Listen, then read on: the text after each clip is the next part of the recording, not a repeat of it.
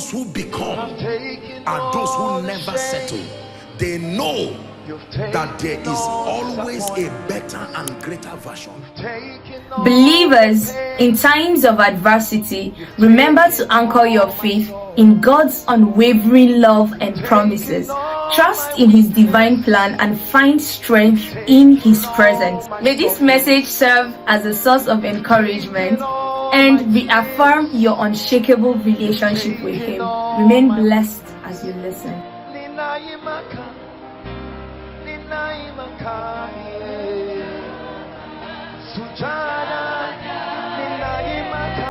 I've had the honor and the privilege, by the grace of God, to be around people who were diagnosed with terminal diseases, or people who they literally knew that they were on their way going.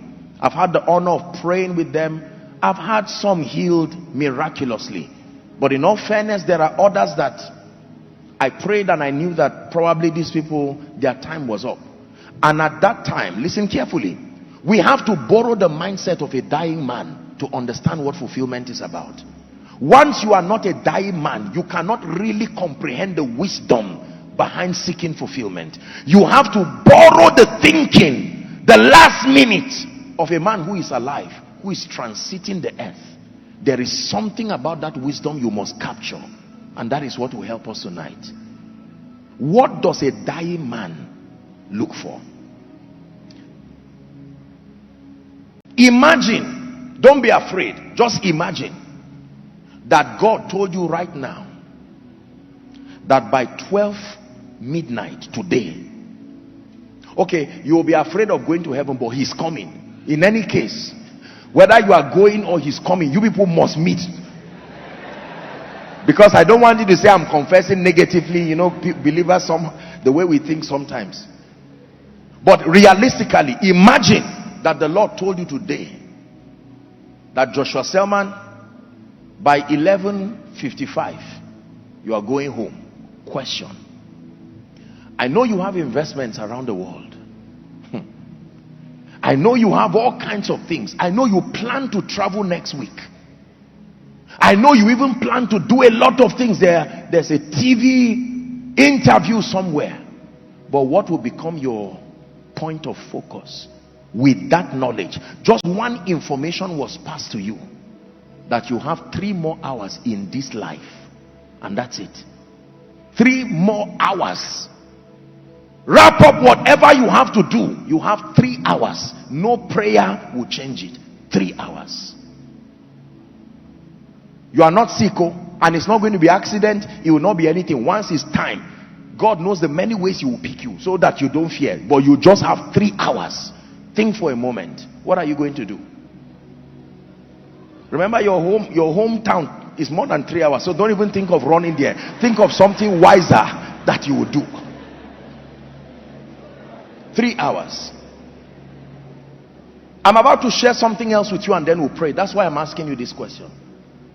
Do you know, I will tell you this, I can give you an idea of what will happen to you. In that moment, I give you a guarantee.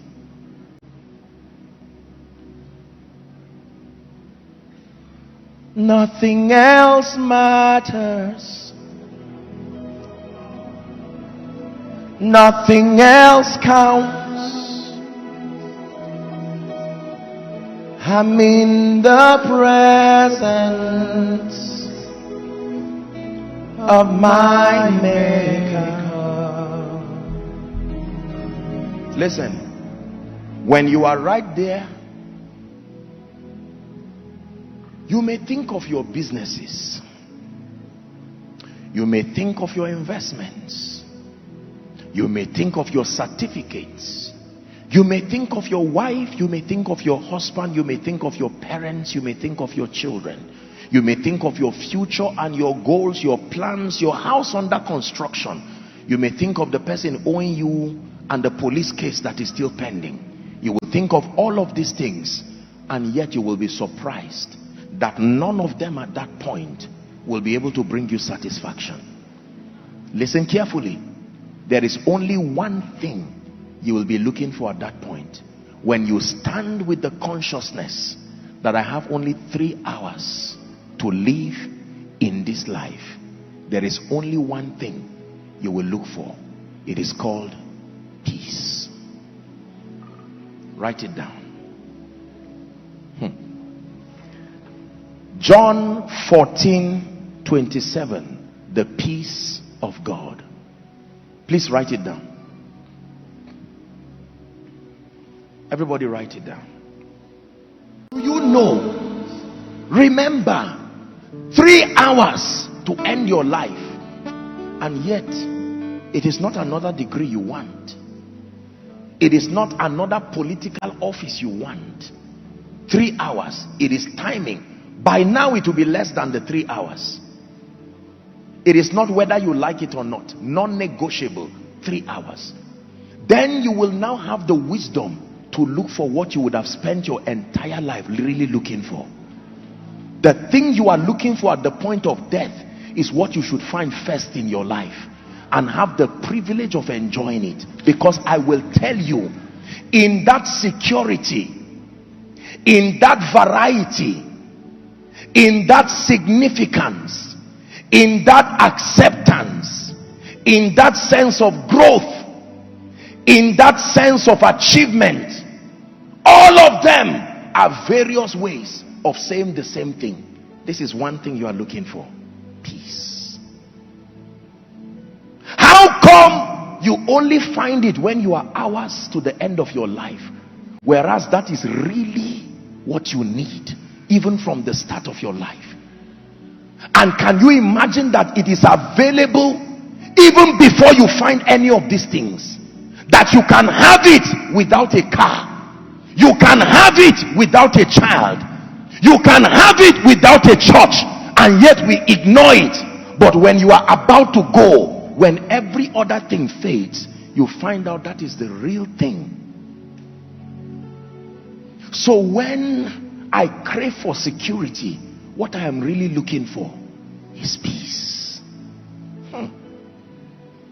When I crave for variety, what I'm really looking for is peace. When I crave for significance, what I'm really looking for is peace.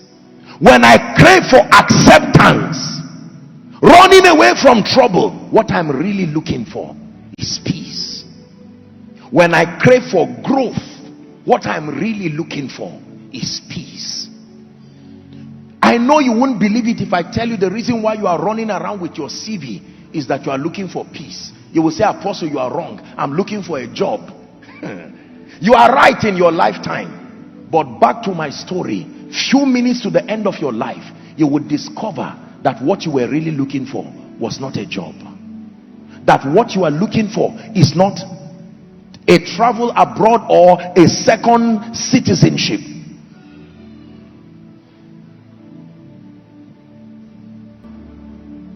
John 14 and verse 27. Listen to what Jesus the wise has to tell you. Dear one who has been given the gift of life, peace I leave with you. My peace I give to you, not as the world giveth, give I unto you. He said, let not your heart be troubled, neither let it be afraid. I have given you something. The fear that comes as a result of lack of a job. I don't mean to get you emotional, but everybody who died in the train that was headed to Kaduna, by the time they left Abuja, they had plans. When they woke up that morning, they said, I will return back in the evening. And when I return, honey, I'm rushing down to Kaduna to do something quickly. I just want to check my building. And they did not know that they had 3 hours left. I know you may not see the wisdom in what I'm teaching you today. I'm not saying you will die, but I'm giving you wisdom that is greater than investments. Wisdom. Can I tell you this? It is a waste of time to suspend your pursuit for peace until you find a house. It is a waste of time to suspend your pursuit for peace until you have children. It is a waste of time to suspend your pursuit for peace until you have money. None of those things have the power to give you peace. I can tell you.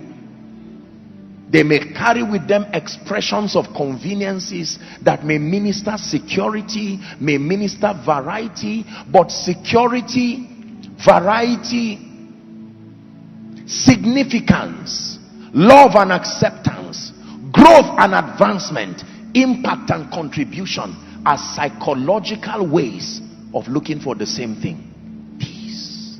Jesus said, I've given it to you. I don't give you when you finish your degree. I don't give you when you finish your master's. I don't give you when you finish your PhD. I don't give you when you become a professor. I don't give you when you are 60 years. Right where you are, before you even start your journey, you can carry the peace of God. When you find a house, is just an added advantage, but peace is there. Even if the house goes, your peace remains. As God grants you children, you are celebrating the children and dancing, but not without your peace. Can I tell you, no matter what you lose, you did not lose if what you have left is peace. But no matter what you gain, hear me, you really lost if you lost your peace on the way. Many of you start with that gift of peace. You throw it away to look for a wife. You throw it away to look for a husband. You throw it away to look for a job. You throw it away to look for ministry increase. At the end of it, watch what you have. Children, a name, a private jet, money in your account in various currencies, a political position, titles, qualifications, no peace. Where did you keep it? And you find out that you left it in 1980. You threw it when you began your journey looking for other things. And at the end of your life, you will say, house, give me fulfillment. And house says, not my assignment. Degree, give me fulfillment. It is not my assignment. All of them will say, my assignment is only to give you success. Once we help you to become successful, our mission is finished in your life. What then gives me fulfillment? Peace. Hear me. The only thing that can give you fulfillment in your life is the peace that comes with knowing that you have lived your life effectively, serving the purposes of God and being a blessing to humanity. Philippians chapter 4 and verse 7. Philippians chapter 4 and verse 7. And the peace of God, which surpasseth all understanding, it says, shall keep your heart and your minds. When you read the preceding verse, verse 6, it says, be anxious for nothing. Anxiety. Nigeria, please look at me. There is such anxiety right now. I want to make it. I want to make sure that things work. And I assure you, by God, God is more interested in your success than you are even interested. The God that we serve is more determined, except that we have been given a wrong narrative that things give success and they also give fulfillment. I am here to tell you by the authority of scripture and the wisdom of those who have gone before us, that the limit of everything you will ever have in your life is the realm of success. When you pass the realm of success, only one thing is qualified to pass with you: your peace.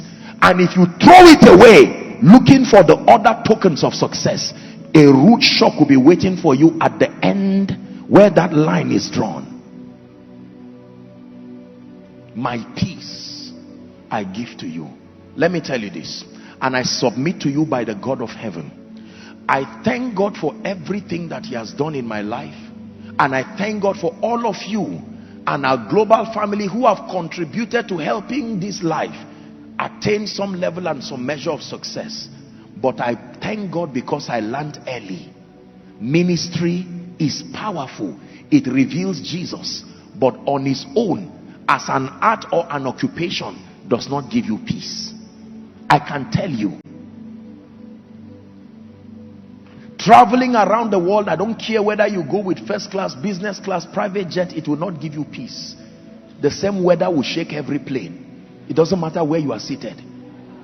The plane the space in a first class, business class, economy, if the weather shakes it, the whole plane will shake.